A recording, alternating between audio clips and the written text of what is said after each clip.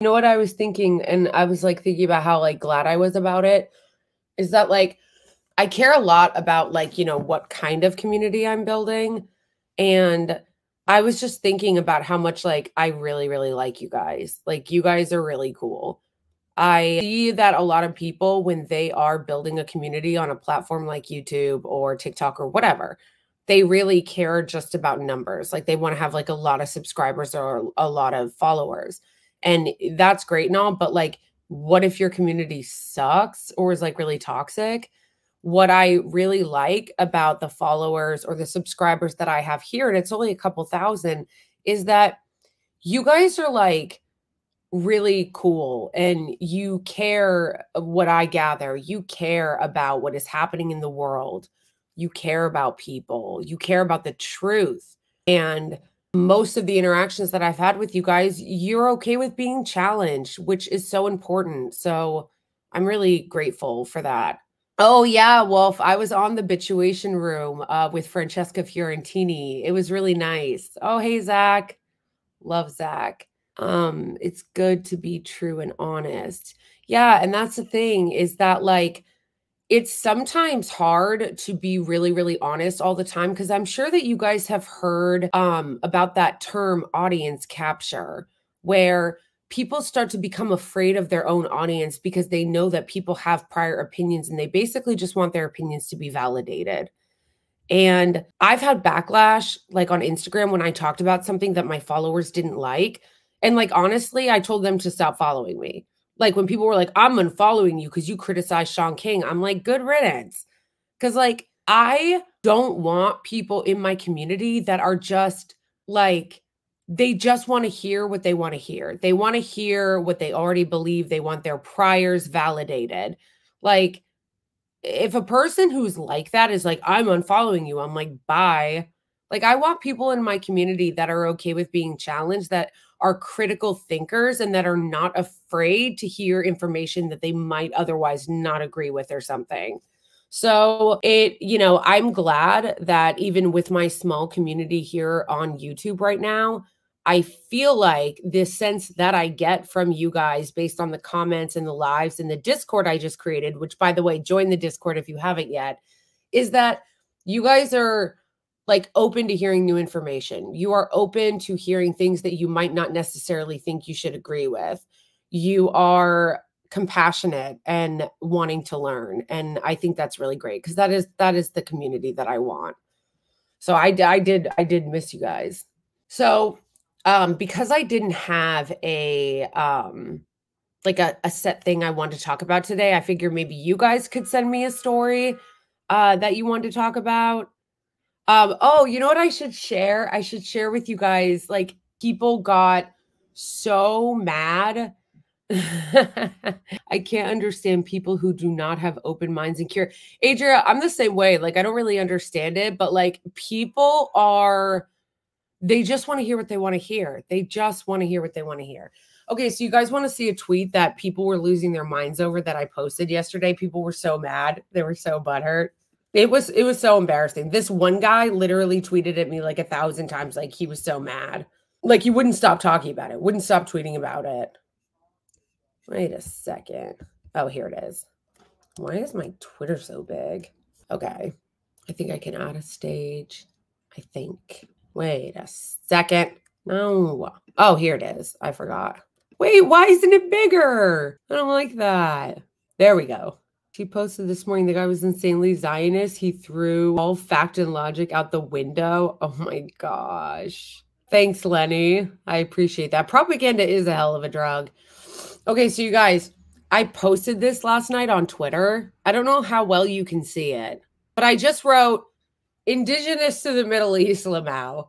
And oh, people were mad. They were so mad, so mad. It was so funny. This guy was like, so this guy named Max, like literally tweeted at me like 100 times. Like 100 times. He was so upset that I made fun of him or made fun of their claims of being indigenous to the Middle East that he like would not stop responding, would not stop tweeting at me. It was like, it was so embarrassing. And he kept thinking that he was getting these gotchas in. Like what he would do was he was taking tweets that I had tweeted right after October 7th, where I was like, oh my gosh, like this is so awful. I can't believe this happened. Like people shouldn't be defending it, like blah, blah, blah, right after October 7th. And he was responding to my tweets being like, see what you wrote? Gotcha. I gotcha. Like, do these people not understand the concept of changing your mind? Right? Like, do these people not understand the concept of I'm allowed to change my mind when new information is presented? When new information is presented, or I learned something that I didn't know before, we are allowed to change our minds. So like this guy being on, gotcha. Like this is the same shit that Michael Rappaport did, where he was like, you used to not talk about Gaza. Yeah, and now I do. Like, I don't know why you think this is an own. And his quote unquote point was that when I was talking about, in fact, I should find the tweet so I can read it to you guys. Where is it? Because I retweeted it. Here it is. Okay. So he wrote to me, these were some good statements. When did you decide murdering Israelis was okay? Oh my gosh, the gaslighting though. The gaslighting though. So like if you're speaking out about the genocide in Palestine, where children are actually dying, children, unlike their hoaxes of beheaded babies, are actually being beheaded. If you call that out, they go, why do you want to murder Jews? Why? Like the bad faith and the gaslighting is so next level. Okay. It's so next level. So, and this constant centering of themselves and trying to be victims. When are they not trying to be victims? Like, it's so embarrassing. So he was like, oh yeah, well, you tweeted this. And if you guys, I don't know if you guys can see it, but these are old tweets of mine from October 9th, where I wrote, we can care about the plight of the Palestinian civilians without excusing the murder of Jews. Like, come on, people, what are you doing? As I said, I'm not an expert in the Israeli-Palestinian conflict, but I'm getting super All Lives Matters vibes from some of the accounts today, seeing the excusing of Israelis murdered, which is pretty horrifying.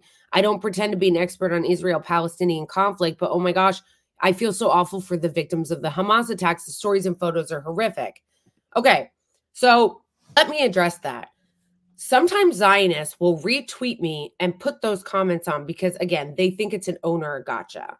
But I don't delete those. I didn't delete them. I left them up for a reason. Like, I left them up because I want for people to see that it's okay to change your mind and educate yourself. I was speaking as it was a human emotion, because when October 7th happened, it looked initially really terrible.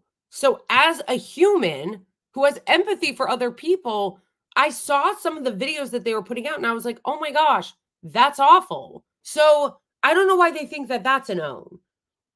But what I didn't understand at the time was, well, first of all, I didn't understand the like lengths of Zionist propaganda. So I didn't realize at the time that they were putting out so many fake stories. Like, this was when they were still trying to push the beheaded babies thing. They were claiming that there were women that were being raped and like all this stuff.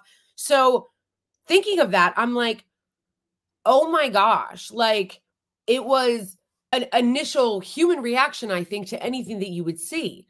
But then other people had contacted me or reached out to me and been like, you should watch this video, or you should read this book, or you should listen to this Palestinian creator so you can get their perspective, because what you think is happening is not the story. And they're lying about so many things, right?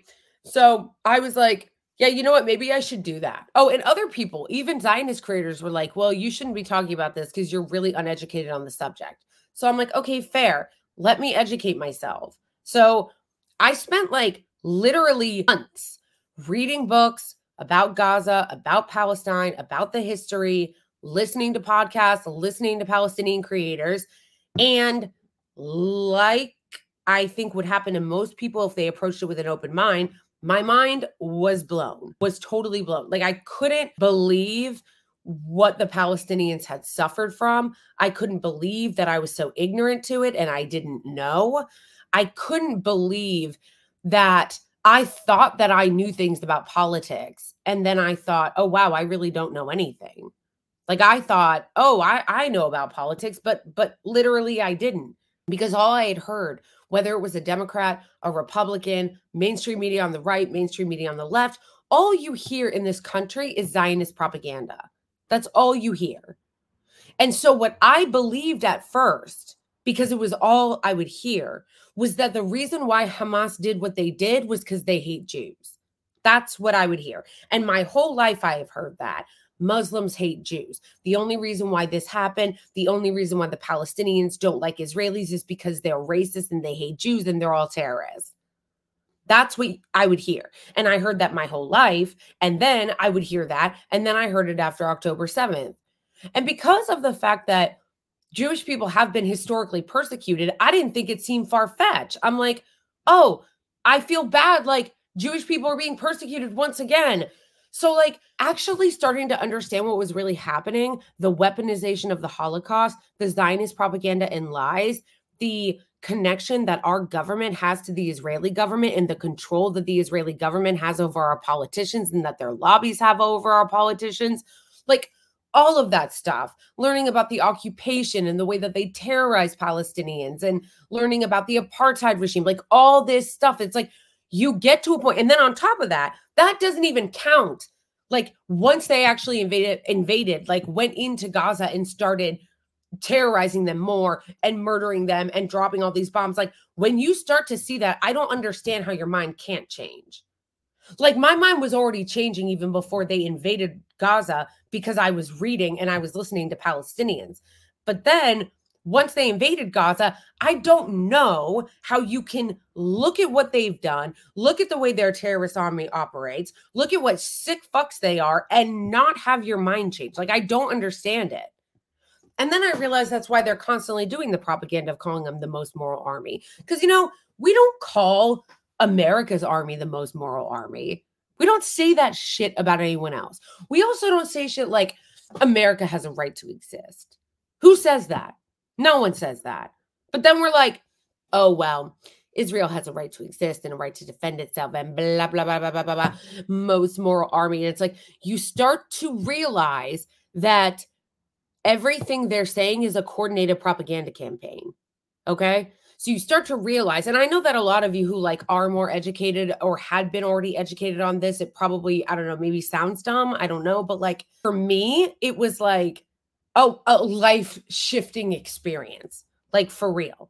Like the combination between learning about Gaza and its history and what they've been through and the persecution and then the smearing of them as people. So not only are they terrorized and they're subjugated and they're oppressed and they're occupied, but then on top of that, they're smeared for it. They're told, no, you don't deserve anything because you're anti-Semitic. Maybe you shouldn't have voted for Hamas. Are there really any innocent Palestinian civilians? So it's like they're constantly terrorized and then they're smeared from noon to Sunday, like constantly smeared. So, and like I said, unless you go and search for it, it's not in our mainstream media. It doesn't matter if we're talking about print media or you know, cable TV or even a lot of quote unquote like independent news. It's all across the board, bipartisan, all of our Congress members, Israeli propaganda. Oh, I got a super chat. Thank you. Thank you, Sailor Jerry Swallow. Yeah, and so I appreciate that. I always appreciate you guys. And so like learning all of that, the combination of like learning about the Palestinian history, what they've gone through, the gaslighting that they've had to endure, the smearing that they've had to endure, the oppression that they've had to endure. And then on top of that, the lying and the terrorism and then the propaganda that we get sold every single day in the United States. Every single day in the United States, the propaganda that we're told. You have to support this or else you're a terrorist sympathizer. You have to support this or else you're anti-Semitic. All of that propaganda and all the cry bullying. And then on top of that, the power that they have, the power that that state has, the way they buy our politicians, the way they own all of our presidents, the way they spend hundreds of millions of dollars controlling who wins our elections, creating fake accounts to do propaganda online. It is a whole thing. So for somebody like me, who was like pretty ignorant to it and didn't really understand how deep this went, it was like really mind-blowing, especially since it's a unique situation that I've never seen this do with any other country. Like, I've never seen a relationship that we have to the Israeli regime in any other context with any other foreign policy. Like, we don't act like this with Ukraine. Like, it's so deep. It goes so far down. And so I have, now that I know the truth, have wanted to do everything I can to let other people know the truth. And I'm talking a lot about when I share content, trying to educate people on what's happening in Gaza. I'm trying to share it for other ignorant, uneducated white people that live in America like me. Because obviously, if you're an Arab person or a Muslim person, you already know. You've known for a long time. Many people of color, well, I'm not even going to say people of color, specifically Black people, know this and have known it for a long time. So who I'm trying to speak to are like ignorant, uneducated or uninterested other white people, because I know that if I was believing it, then I know that a lot of them are too. And so I'm trying to like speak to them so that they can be de-propagandized, or whatever the term is. We should have more people like you. Oh, thank you. Love recording sounds. I really appreciate that. Thank you for the super chat. I really appreciate that. It's just, so as a result of this has come with a ton of hate from Zionists. And yeah, they're really mad. And so I get comments like this all the time from losers like this, coming out being all, oh yeah, because they're mad. They're mad that people are waking up. They're mad that people are waking up to the truth.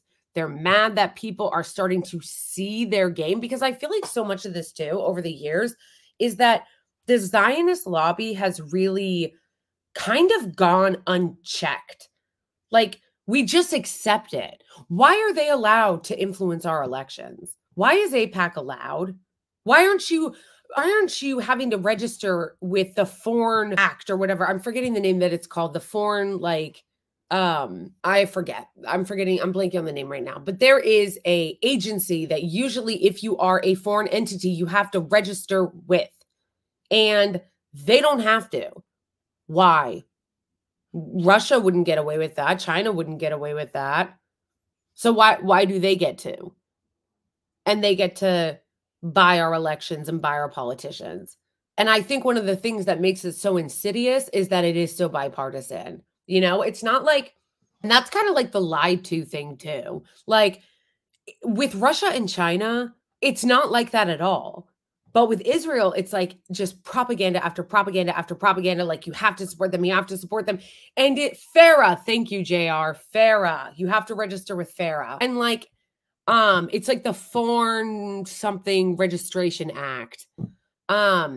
So what I find so interesting about it too is that no other country has been able to get away with so much lying about who they are and have America's entire apparatus cover for them. That is another aspect of this that I find so important, is that it doesn't matter what it is. There is no other country that I can think of that is a so-called ally of the United States that could get away with being such terrorists and then having our entire country's government and media apparatus cover for them. Run cover for them. Oh, it's a democracy. No, it ain't. Oh, they care about human rights. No, they don't. Oh, they're so like gay friendly or whatever. Like, they believe in like equal opportunity. They literally arrest children and don't give them a trial. Their soldiers are creeps and losers and rapists, okay? And yet it's all, And yet it's all the gaslighting. No, no, no, no. They're our greatest ally. They're the only democracy in the Middle East. Imagine what would have happened if Russia would have banned Al Jazeera. Like, Russia, I think, did ban some outlets, and the U.S. melted down about it.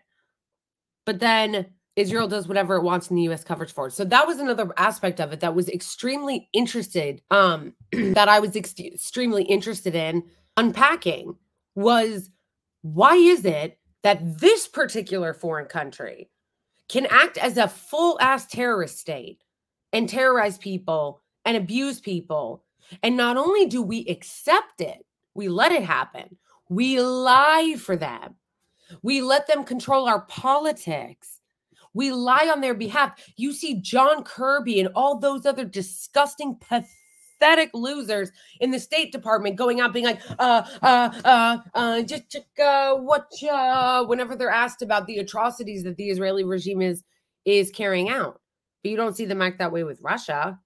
It was all good for the ICC for wanting to come after Vladimir Putin. But then when they did it with Netanyahu, we're like, ah! So it's like that relationship that the U.S. has to Israel and the way that we like cuck ourselves for Israel and are like, Israel, please, we'll do anything for you, is like amazing to me. Amazing to me. I didn't even realize it was that bad. I had no idea it was that bad until I started learning about what was happening in Gaza. And as we all know, I should say, by this point, there is no way that if you're not a total sociopath, that you could see the unfolding genocide that's been happening in Gaza over the last 7 months and not be totally disgusted and horrified and traumatized. Like, I will never, ever look at Israel the same again. Ever. They're done. They're done. I will never look at them the same again. It's a full-ass terrorist state. Yeah, they're always very concerned. They're always very concerned. Oh, Foreign Agent Registration Act. Yeah, so it's hard. Yeah, Crimson, you're right. Trump and Biden are competing to see who gets to be Israel's next bitch. For real. And so it's just difficult to try to put that into words sometimes, because I feel like I've never had that experience with anything else. Not with another country. Not with another country. I don't feel like I've ever had that experience of, what would you call it? Like awakening, maybe? Like, I feel like, I guess you could call it an awakening. I've just never had that experience before with any other country, nor with anything else in politics, where I felt like I had an awakening to what the reality of the situation was. Like, I felt like this was the first time that I felt like my eyes were open to something in a way I've never felt before when it comes to politics, when it comes to foreign policy, when it comes to any other country that we work with or have invaded or whatever. Like, I've just never felt that type of, there were scales in front of my eyes and then the scales were removed, and I felt like there were scales in front of my eyes, they were removed, and I could see everything clearly for the first time. That's how it felt, and I never felt that way about anything before. And every day, I'm still learning. Obviously, it's only not even been a year. I'm still learning every single day. Every single day, I'm still learning. And my mind is continually blown, like every single day. My mind is continually blown every single day by what I read and what I see. And the more I read and the more I see, the more I am convinced that the Israeli regime is evil. It's just the whole enterprise. Thank you, Zane, for the super chat. The original anti-Semites are your... Yes, true, true. There were Zionists that were like helping during the Holocaust. Like, that is a fact. Yeah, it's... And so an accusation that I will get a lot is, what's funny is from the Zionists is they go, oh, you're just on TikTok, you know, because I make a lot of content on TikTok, and they'll just be like, well, you just believe that because like you're on TikTok. But like, what's funny is they think that because they're going to ban TikTok, that it's going to like change people understanding what's happening. That's not going to happen. We're not going back, because Israel had a halo around it for a lot of years that has been upheld and protected by the United States. they've had a kind of like protection racket around it where like they were able to do a lot of propaganda and PR around their entity that made a lot of people believe it. That is gone now. So they can think that like banning TikTok is going to make everybody go back to what they were, but it's not. It's not. There's not going to be there is not going to be a time where we go back. That's what people don't even understand. Like the Zionists and stuff. We're not going back. There is no going back from this. So they can shut down TikTok all they want. They can do whatever they want. But if they think that the only reason why people feel this way is because of TikTok, they have another thing coming. Because the problem is, for them, is that the veil has been lifted for a lot of people. The halo has been removed. And now we see them for what they are. And by the way, so much of that they did themselves. So much of that they've done to themselves. No one forced you, bitches, to put your psychotic TikToks online. No one forced these lunatics to put online videos of them riding around bicycles of houses they have bombed, trying on women's lingerie, laughing about the fact that they destroyed a university. No one forced them to do that. They did that themselves proudly. So they've also contributed to the crumbling of their own reputation. Like, no one forced you to put online that you sick son of bitch settlers are blocking aid from going into Gaza. No one forced you guys to do that. No one forced you to leak screenshots of you demons sitting in a WhatsApp group laughing about blown up children. You did that to yourself. So you can have yourselves to thank for the fact that people view you this way. It's amazing. It's amazing. But, you know, cry bullying all day, every day. Always cry bullying. TikTok is still running in the US.